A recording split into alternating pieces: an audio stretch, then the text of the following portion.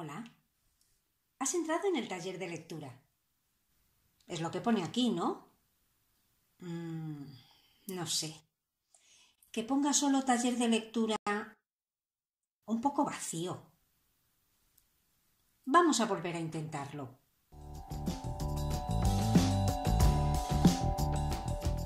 Esto ya es otra cosa. Poco, lo sé. Pero otra cosa. Si te animas a continuar, en cada vídeo hablaremos de lectura. Hablaremos de vidas y curiosidades de escritores y escritoras, para terminar con la narración de algún pequeño fragmento de sus obras y así te animes a bucear en sus páginas. ¿Me acompañas? Recuerda, esto es solo un aperitivo.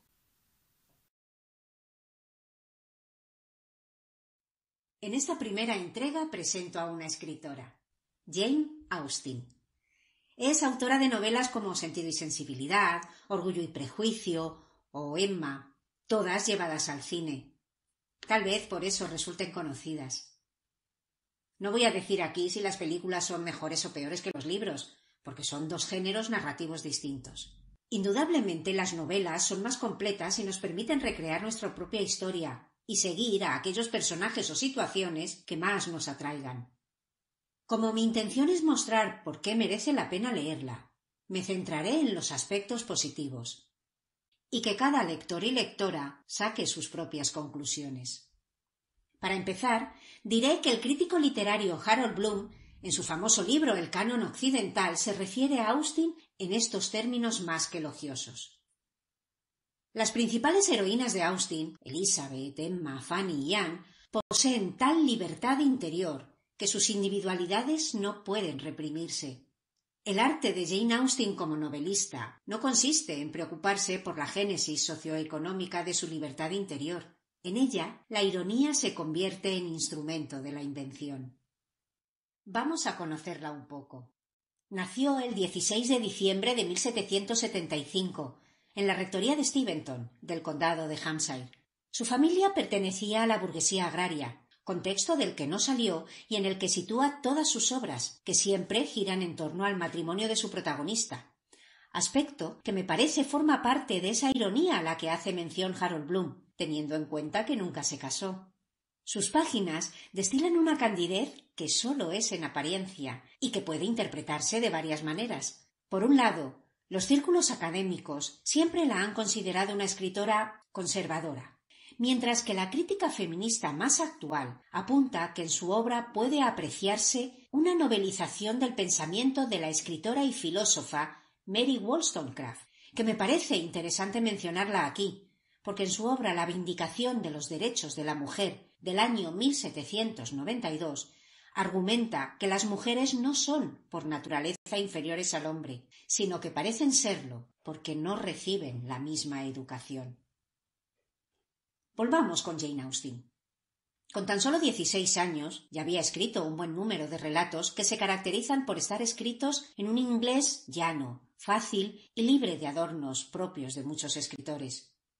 Se suele decir que fue una escritora aislada de la influencia de otros autores de su tiempo y también de la vida social más allá de la rectoría de Steventon en la que vivía. Sin embargo, no es del todo cierto, porque tuvo una formación cultural muy amplia, que se refleja en sus novelas, con la presencia de numerosas referencias a escritores y a novelas a los que sus personajes alaban o critican, e incluso influyen en sus comportamientos. Fue en la década de entre 1790 y 1800 cuando escribió los primeros borradores de Sentido y sensibilidad, Orgullo y prejuicio, a los que ya he hecho mención antes, y Northanger Abbey. En 1801, el reverendo George Austen, su padre, se retiró y junto con su mujer y sus dos hijas, la propia Jane y Cassandra, se fue a vivir a la ciudad de Bath.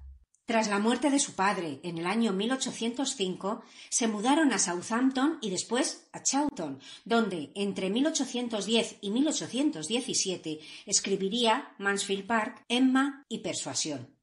En 1816 Jane enfermó, posiblemente de la enfermedad de Addison, y en el verano de 1817 su familia la llevó a Winchester para recibir tratamiento médico. Pero no se pudo hacer nada por ella. falleciendo el 18 de julio de ese 1817, a la edad de 41 años.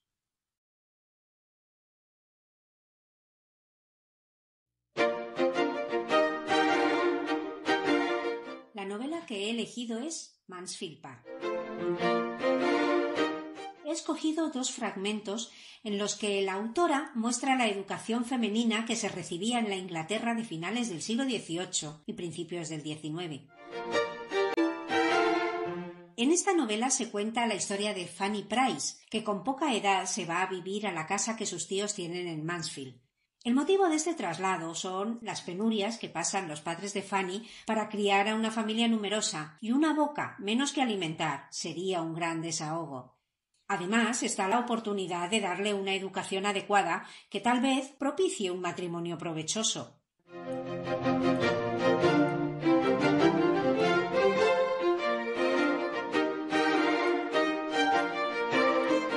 Estamos ante una historia llena de personajes que nos permite tener una panorámica de los distintos caracteres y actitudes que destila la alta burguesía de la época, en un entorno alejado de la ajetreada vida urbana.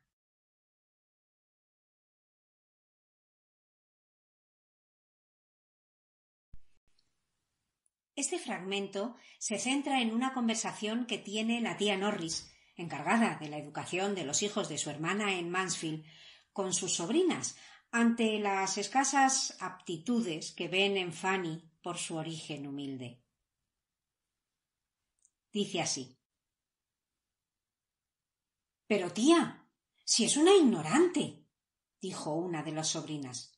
«Solo te diré que anoche mismo le preguntamos qué camino seguiría para ir a Irlanda y dijo que atravesaría la isla de Wight. No se le ocurre otra cosa que la isla de Wight, a la que llama la isla, como si no existiera otra en el mundo.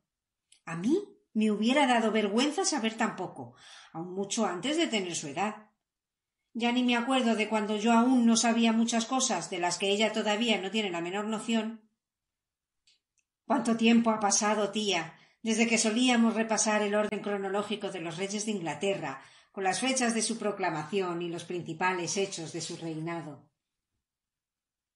«Sí», añadió la hermana, «y de los emperadores romanos hasta los de la categoría de Severus, además de lo mucho referente a la mitología pagana, así como todos los metales, metaloides, planetas y filósofos notables». «Muy cierto, desde luego, queridas mías», dijo la tía Norris, «pero vosotras poseéis el don de una memoria privilegiada, mientras que vuestra pobre prima es probable que no tenga ni pizca.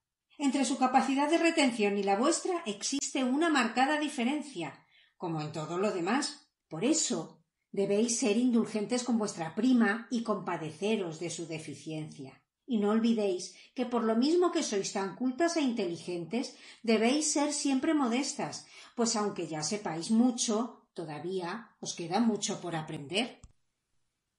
«Sí, ya sé que es así, hasta que cumpla los 17 años.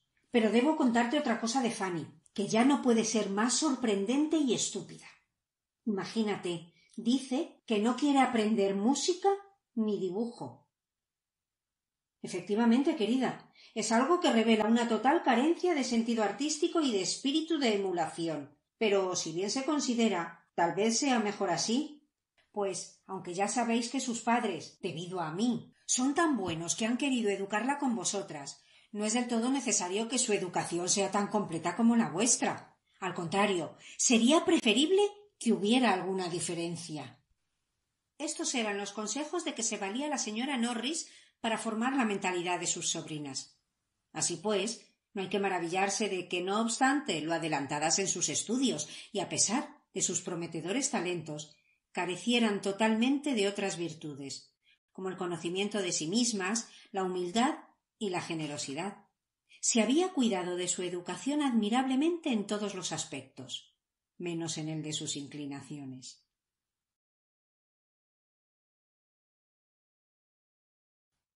En el siguiente fragmento, el tío de Fanny la reprende por haber rechazado una oferta de matrimonio que podía ser de lo más favorable. Dice así: «Sir Thomas Se acercó a la mesa ante la que estaba ella sentada, temblando de angustia, y con tono de fría severidad le dijo: «Me doy cuenta de que es inútil hablar contigo. Mejor hubiera sido poner fin a esta enojosa conversación. No debemos tener aguardando por más tiempo a... pi... No quiero hacer spoiler. Por lo tanto, solo añadiré, considerando que es mi deber exponer mi opinión sobre tu conducta, que has defraudado todas mis esperanzas y que demuestras un carácter completamente opuesto al que yo había imaginado. Pues yo tenía, Fanny, y supongo que mi comportamiento lo habrá demostrado, una muy favorable opinión de ti desde que regresé a Inglaterra. Te consideraba particularmente libre de terquedades, engreimientos y de toda propensión a ese espíritu de independencia tan extendido en estos tiempos modernos, hasta entre las jóvenes, y que en ellas resulta más ofensivo y desagradable que cualquier ofensa vulgar. Pero ahora me has demostrado que puedes ser terca y egoísta, que puedes y quieres decidir por tu cuenta, sin la menor deferencia hacia aquellos que tienen algún derecho a guiarte, sin pedirles siquiera consejo. Te has mostrado muy distinta de lo que yo había imaginado. Parece que en esta ocasión no te has detenido a considerar las ventajas o desventajas para tu familia, para tus padres, para tus hermanos y hermanas, lo mucho que ellos podrían beneficiarse, lo mucho que ellos habrían de alegrarse de semejante colocación. Nada significa para ti. Piensas solo en ti misma, y solo porque no sientes exactamente por pi lo que una imaginación joven, exaltada, se figura que es indispensable para ser feliz. Decides rechazarlo en el acto, sin tomarte siquiera un poco de tiempo para considerarlo, sin dejar un poco de margen a la fría reflexión, a un concienzudo examen de tus verdaderas inclinaciones. Y en un inconcebible arrebato de insensatez, estás desechando una oportunidad de casarte con un partido deseable, honroso, digno, como quizá nunca más se te vuelva a ofrecer. Aquí tienes a un hombre joven de buen sentido, con temperamento, carácter, modales y fortuna, que te quiere y pretende tu mano del modo más noble y desinteresado. Y deja que te diga, Fanny, que tal vez vivas otros 18 años sin que te pretenda otro hombre con la mitad del patrimonio de pi, ni con la 10ª parte de sus cualidades. Contento le hubiera yo cedido cualquiera de mis propias hijas. María se casó dignamente, pero si me hubiera pedido la mano de Julia, se la hubiera concedido con mayor y más profunda satisfacción de la que sentía al conceder la de María a Mr. Rushworth. Después de una breve pausa, añadió: y me hubiera sorprendido que alguna de mis hijas, al recibir una proposición de casamiento, en cualquier ocasión y aun siendo sólo la mitad de deseable que ésta, se hubiera opuesto de un modo rotundo sin tener la delicadeza de consultar mi opinión o mi criterio. Me hubiera sorprendido y me hubiera lastimado mucho tal proceder. Lo hubiera considerado una grosera violación del respeto y del deber. A ti no hay que aplicarte la misma regla. Tú no me debes la sumisión de una hija. Pero, Fanny, si en tu corazón tiene cabida la ingratitud. Se interrumpió. Fanny sollozaba tan amargamente que, a pesar de lo irritado que él estaba, no quiso abundar más sobre aquel punto. Ella sentía que se le destrozaba el corazón con aquellas acusaciones tan duras, tan múltiples, alzándose en tan espantosa progresión. Voluntariosa, obstinada, egoísta y desagradecida. Todo eso la consideraba su tío. Ella había defraudado sus esperanzas, había destruido el buen concepto en que la tenía.